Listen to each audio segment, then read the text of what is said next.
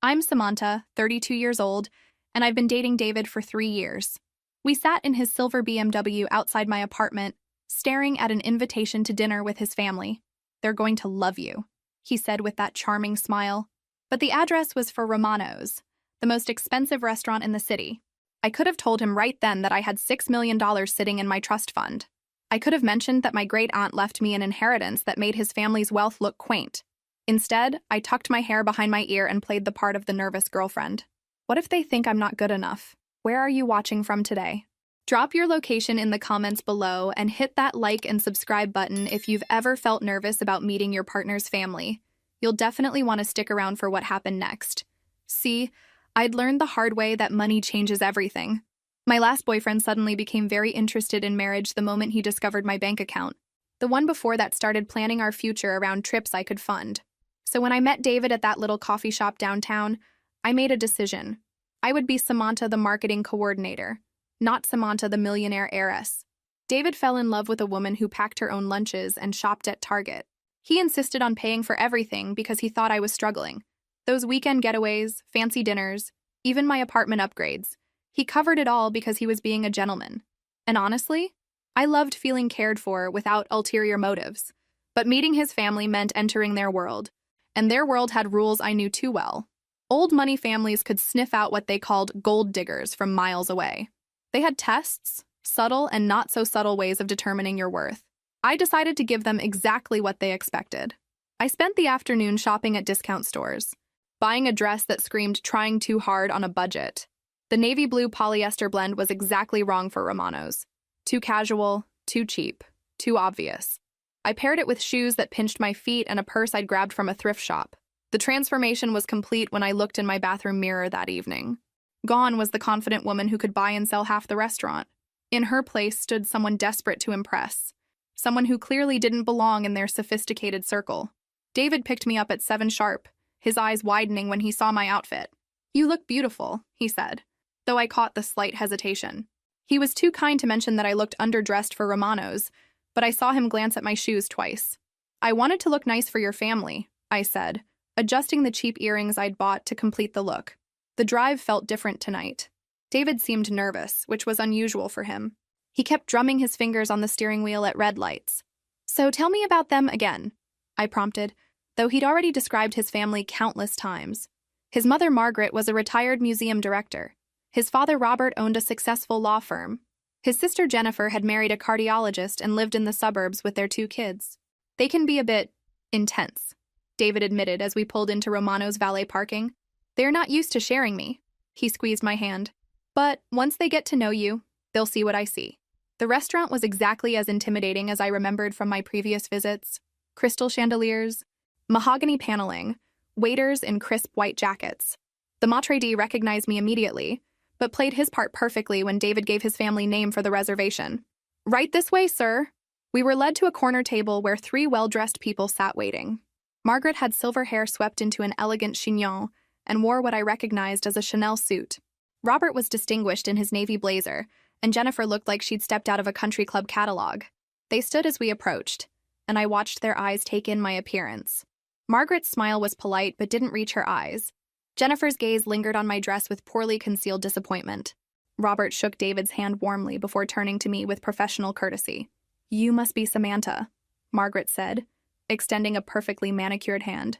"David has told us so much about you." Her tone suggested he hadn't told them enough. I slipped into character immediately, letting my voice rise slightly with nerves. "It's so wonderful to finally meet you all. This place is incredible. I've never been somewhere so fancy." I widened my eyes as I looked around, playing up my supposed awe. The family exchanged glances that they thought I didn't notice. Jennifer's lips twitched with what might have been amusement or superiority. "Romano's is one of our favorite spots," she said smoothly. "We thought it would be nice for a special occasion." David pulled out my chair, and I made a small production of being impressed by the gesture. "Such a gentleman," I gushed, loud enough for nearby tables to hear. I caught Margaret's slight wince at my volume. As we settled in, the waiter appeared with menus bound in leather. I held mine like it might bite me, squinting at the prices. "Oh my," I whispered, not quite sotto voce. "These are quite expensive." "Don't worry about that," Robert said kindly, though I noticed how his jaw tightened. "This is our treat tonight. David reached for my hand across the table. I told you not to worry about the cost, sweetheart. I let my eyes well up slightly with gratitude. You're also generous. I just want to make a good impression. My voice wavered just enough to suggest overwhelming emotion at their kindness. Margaret leaned forward with what I'm sure she thought was motherly warmth. Tell us about yourself, dear. David mentioned you work in marketing? Oh yes, at Henderson & Associates downtown. It's not anything glamorous, just coordinating campaigns for local businesses. I ducked my head modestly. David says I'm good at it, but honestly, some days I wonder if I'm smart enough for the business world. The family's expressions grew more relaxed as I painted myself as harmless and slightly dim. Jennifer actually smiled for the first time since we'd arrived. Have you ever had to bite your tongue during a family dinner? Sometimes staying quiet is the smartest play. As the evening progressed, the family's true colors began to show. Margaret ordered wine without asking my preference, choosing a bottle that cost more than most people's weekly groceries. When the sommelier poured my glass, she commented, "This is a particularly good vintage. Very smooth for someone not used to quality wines." I sipped it carefully, pretending to be intimidated by its complexity. "It's very nice," I said uncertainly. "Much fancier than what I usually drink." Jennifer laughed, a tinkling sound that didn't reach her eyes. "What do you usually drink, if you don't mind me asking?" "Oh, whatever's on sale at the grocery store," I replied, with manufactured embarrassment. "David keeps trying to educate my palate, but I think I'm hopeless." David squeezed my hand supportively, clearly uncomfortable with his family's direction, but unsure how to intervene without seeming rude. I could see the conflict in his eyes, torn between loyalty to family and protection of me. Robert cleared his throat. "And where did you go to college, Samantha?" "State University," I answered quickly. Nothing fancy like David's education. I was just happy to graduate without too much debt. I paused dramatically. Well, some debt, but David's been so helpful with career advice. The implication hung in the air, that David was essentially supporting my modest lifestyle. Margaret's smile grew more patronizing by the minute. "How wonderful that you're so grounded in reality." When our appetizers arrived, I made a show of being unsure which fork to use, glancing nervously at David for guidance. Jennifer noticed immediately. "The smaller fork is for the salad," she said with exaggerated patience, as if speaking to a child. "Thank you," I breathed gratefully. I never know these things. My family didn't really do formal dinners. The conversation turned to topics clearly designed to highlight our differences. Expensive vacations they'd taken, charity galas they attended, people they knew in high society. I played my part perfectly, asking naive questions and appearing impressed by their worldliness. Halfway through dinner, Margaret's carefully maintained civility began to crack. "David tells us you've been dating for 3 years, she said, cutting into her perfectly prepared salmon. "That's quite serious." "It feels serious to me," I replied, glancing at David adoringly. "I never thought someone like him would be interested in someone like me." "Someone like you?" Robert prompted. I gestured vaguely at myself. Ordinary. David could have anyone, someone from a good family, someone with connections. I lowered my voice conspirationally. "Sometimes I worry I'm holding him back." Jennifer pounced on the opening. "What do you mean by that?" I bit my lip, appearing to struggle with confession. "Well, David has such important work friends, and they have these events I can't really afford to attend. Nice clothes, donations to their causes. It's all so expensive." I touched David's arm. He's always offering to help, but I could never accept that much from him. Margaret's expression shifted to something resembling pity, mixed with calculation. "That must be difficult for you both." "I try not to let it bother me," I said bravely. "David says love is more important than money, and I have to trust him on that." I took a shaky breath. Even if his friends sometimes look at me like I don't belong. The family exchanged another round of meaningful glances. I could practically see the gears turning in their heads. Poor David, trapped by sentiment with someone who would never fit into their world. Robert leaned back in his chair. "David's always been too kind for his own good. Generous to a fault." The comment was clearly meant to be a warning disguised as an observation. David's hand tightened around mine, and I could see anger flashing in his eyes. But before he could speak, I jumped in with wide-eyed gratitude. "He really is the most generous person I've ever met. I don't know what I did to deserve him." The self-deprecation seemed to satisfy them, confirming their assumptions about my place in the relationship hierarchy.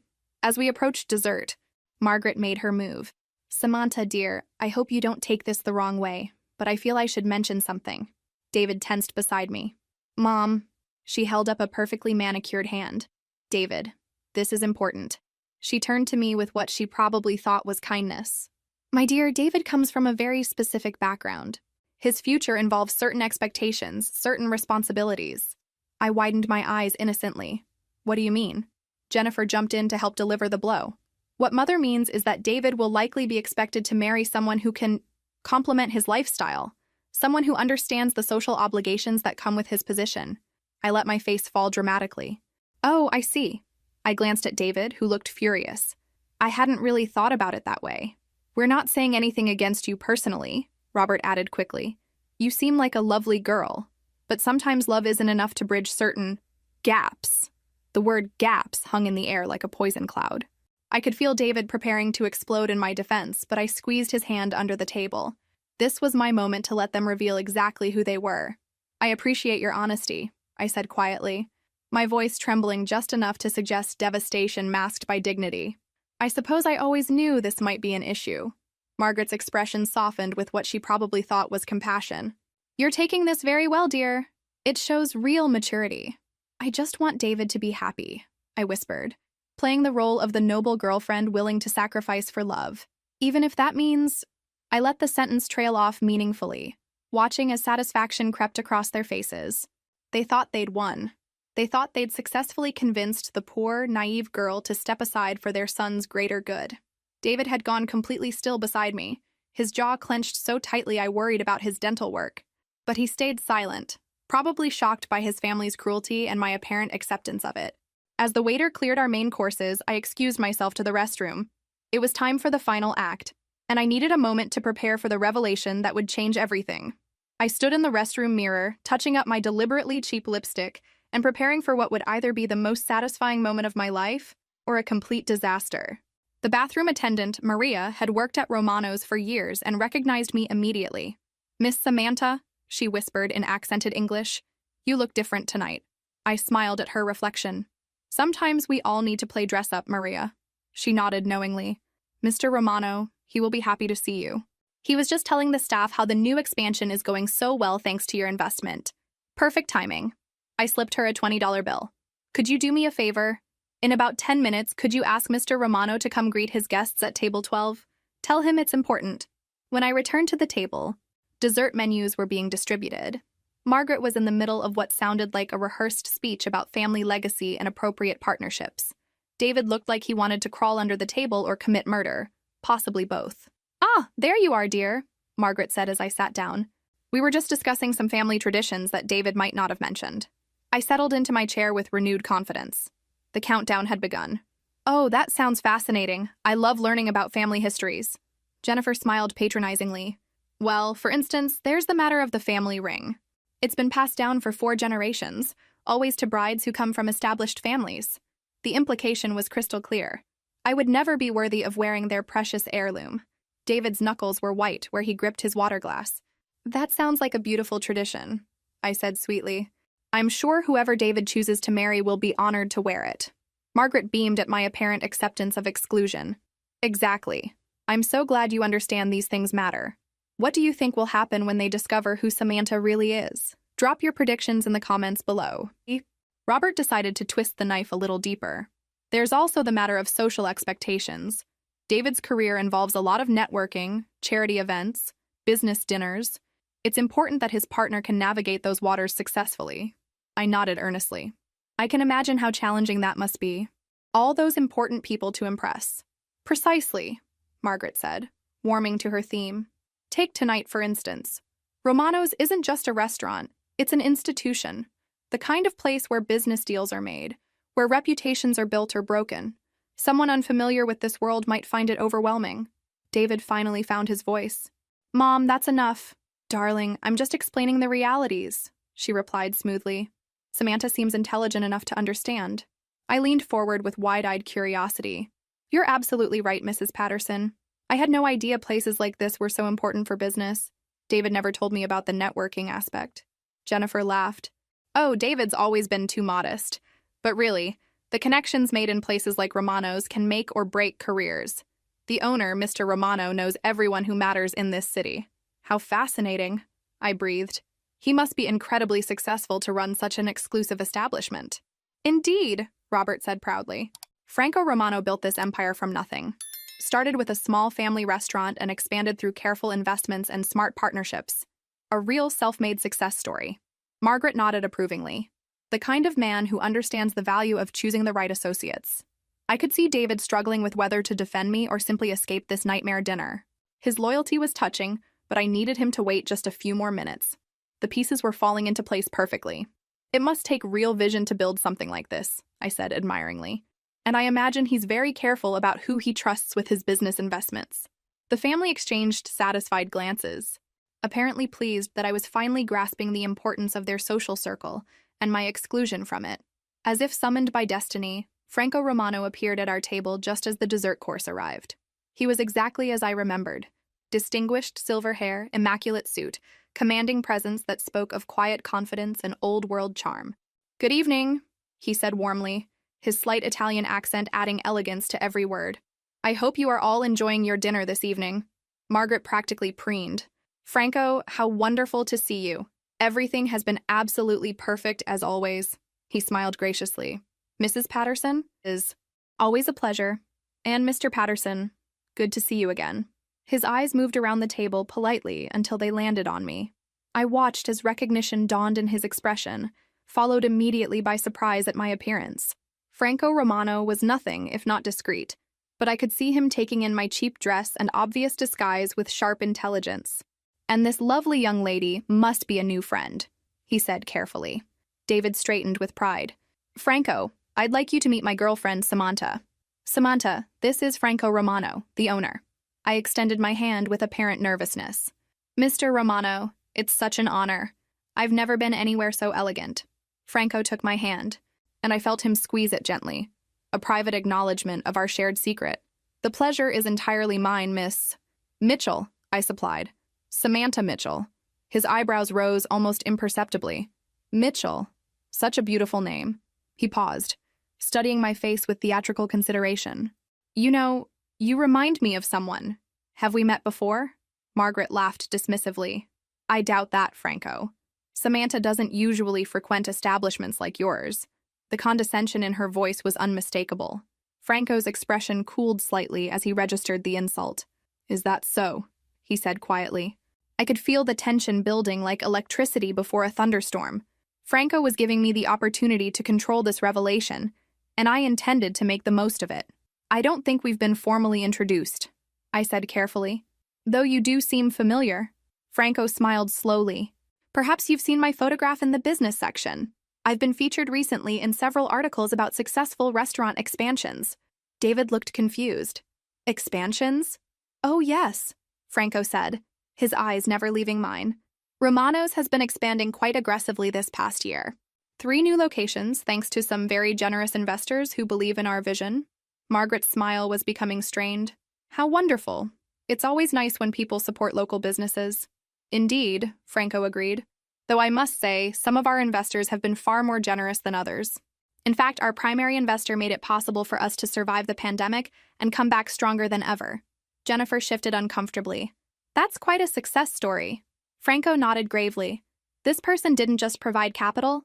They provided guidance, connections, and most importantly, trust when banks were unwilling to take risks on restaurant expansion." I could see David trying to piece together why Franco was sharing so much detail about his business dealings with strangers. Margaret was clearly growing impatient with the conversation. "Well, that's lovely," she said dismissively. "Samantha, dear, perhaps we should order dessert and let Mr. Romano return to his other guests." Franco's smile turned razor-sharp. "Actually, Mrs. Patterson, I was hoping to have a private word with Miss Mitchell, if that would be acceptable." The entire table went silent. David looked bewildered. Margaret's face showed the first crack in her composure.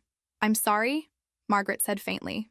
"You see," Franco continued conversationally, "I make it a point to personally thank our most important investors when they honor us with their presence." The words hit the table like a bomb. David's face went through a fascinating series of expressions. Confusion, realization, shock, and finally something that looked like pride mixed with awe. Margaret's mouth actually fell open. Jennifer made a strangled sound. Robert just stared. "I'm sorry," Margaret said weakly. "Did you say investor?" Franco's smile was pure theater. "Oh yes. Miss Mitchell here is responsible for the loan that kept Romano's doors open during our darkest hour. Without her faith in our vision, none of this," he gestured around the elegant restaurant, "would exist today." I stood slowly, my cheap polyester dress suddenly feeling like armor instead of a costume. "Thank you for your discretion, Mr. Romano. I wasn't sure you'd recognize me without my usual business attire." David rose beside me, his expression a mixture of amazement and something deeper, respect. "Samantha, what's happening here?" I turned to face the table of people who had spent the evening trying to convince me I wasn't good enough for their family. My voice was calm, steady, and completely different from the nervous girl who had sat down 3 hours earlier. "What's happening, David, is that your family has spent the entire evening trying to convince me that I don't belong in your world." I paused, letting my eyes move from Margaret to Jennifer to Robert. "The irony is quite delicious, actually." Margaret found her voice. "I don't understand."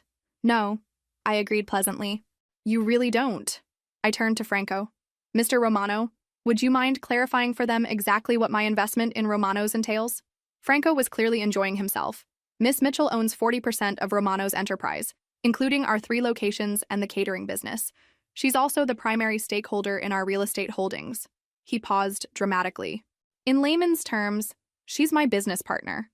The silence that followed was deafening. Jennifer was the first to recover. But you said you worked in marketing." I smiled. "I do. I own Mitchell Marketing and Investment Solutions.